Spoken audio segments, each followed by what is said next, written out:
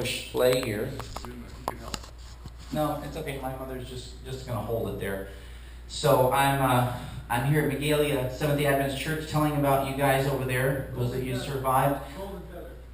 Golden Feathers. Sorry, what did I? Golden Feather Church. That's right. I'm in Magalia. I live in Magalia, and so it's coming through, and I'm telling them this, and you can find another one, any of the storm. I just want to show how big it was. It was sustained winds of 235 miles an hour. And there's David there when we got there. That's why he wants to talk, because he went back with me. Well, I was told, don't go, don't go. The only thing we heard was that the first group of people, the Red Cross that went in, were met with gunpoint from the not the government, but from the rebels that were there. And they took everything they had. So don't go in there, it's very dangerous. But what do? These are your family. These are very close people to you, and you don't know if they're alive. And I just had to go there, and it was very difficult. Once we flew into Manila, we got the first flight out of here within a few days after the storm, and I was thinking every hour going by, I did not sleep for days prior, I didn't sleep after, and God really worked a miracle in my life just to keep me awake. We fly into Manila, then we took a ship the next day to Cebu, and we're trying to get to the island, or to Tacloban. Now, the ships were so jam-packed with people and things, and there was absolutely no way. But some man told me, he said, the owner of the ship company, his wife is an Adventist. Here's her cell phone number. Yeah. And so I text her. She never responded, but I text her numerous times, pleading with her to help us. David and I went into the corporate office, and this is a huge shipping company with a lot of ships. And went in the corporate office, and a man came out, and he looked very official, and I guess he was the husband. He didn't speak to me, but he talked to them. He looked at me and he nodded, and I nodded at him, kind of did a Japanese bow, even though it was the Philippines. I wanted to show him respect. And he gave us a letter. He signed a letter. He told her to issue that David and I, with our names, were allowed on any ship for free. Amen. Indefinitely. Amen. So it was full. Everything was full, but we got on the ship and we brought a lot of food. It was a tremendous amount of food we could have lifted, so we had to pay a lot of porters and stuff for that. But we got there, and it's kind of hard to explain what we saw because it was too gruesome. And over there, of course, they showed it in the news and on newspapers, and you're not supposed to show that here. So I'm not showing any of that here.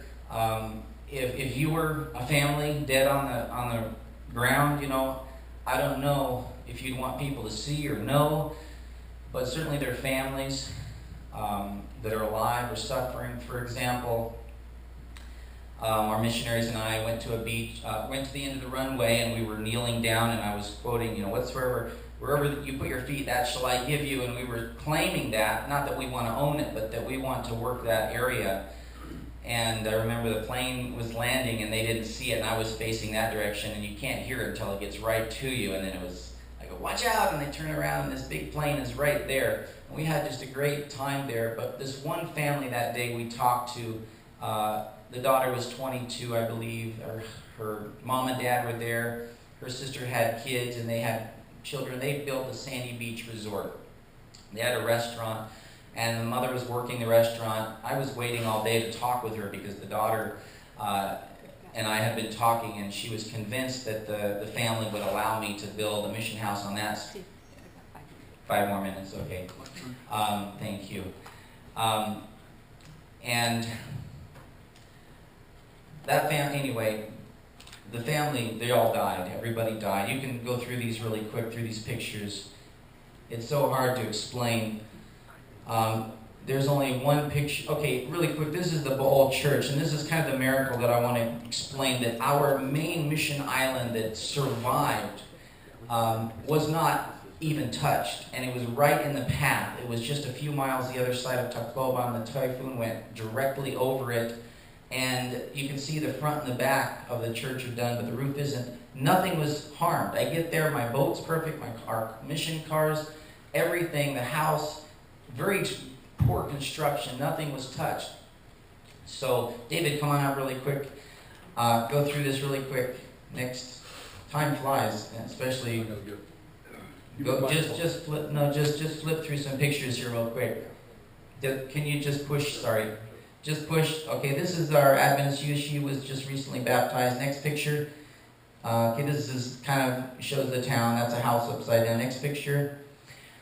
This is a food bar machine I made where I take food and hydraulically press it to feed people because they couldn't eat rice, they didn't have water, they didn't have wood, they just couldn't do anything with it. That is Rolf. That's Rolf Rusted. Okay, next picture. This is David there with the town. Next picture. Okay, that's the vehicle wasn't hurt. Next picture. Next picture. And that's what the island looks like when, there's no typhoon. Next picture. Our baptism. Next picture. The youth. Next picture. Children. Next picture. 10 more minutes, okay. Just showing what the island looks like and how beautiful it is. This waterfall has a slide underneath the earth that you come out of this tunnel. It's really amazing. Next slide. And another place where we like to swim. Next slide. And there's Rolf. He's in his 80s. He said he was at church here and he flew by himself and he's over there now helping. Amen. Okay, next slide. That's what it looks like. Next slide. A ship came into the city. It was really interesting. Down a long ways from the ocean. Next slide. And that's our church. Next slide. Okay, so you can turn that off. Before I let David 5 minutes, I'm going to put my arm around you and then I'm going to squeeze your shoulder when it's time to stop, okay? One Adventist family, there was a picture in there, I don't see it there, of the people being swept away in the water. I don't know if you can find that or not.